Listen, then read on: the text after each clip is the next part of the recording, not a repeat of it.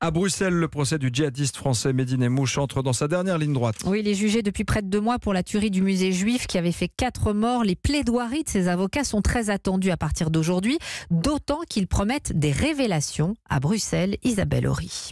Après le réquisitoire très étayé du parquet, la tâche n'est pas simple pour les défenseurs de Mehdi Nemmouche. Ils ont pourtant choisi une stratégie risquée, plaider l'innocence et la thèse d'un complot en lien avec les services secrets israéliens.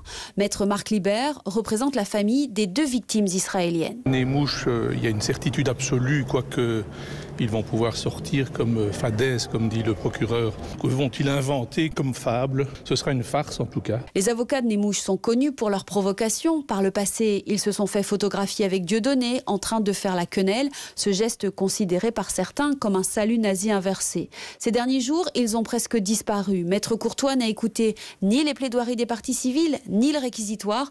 Du jamais vu, selon l'avocat du musée juif, Adrien Massé. Il y a assurément à préparer, mais bon, c'est un dossier qu'ils suivent depuis 5 ans, donc ce n'est pas un dossier neuf pour eux. Et par ailleurs, il me paraît que la meilleure préparation, c'est quand même d'entendre l'argumentation de l'adversaire, et quand on ne l'entend pas, je crois qu'on pédale un peu dans le vide. Accusé d'assassinat à caractère terroriste, Mehdi Nemmouche risque la prison à perpétuité.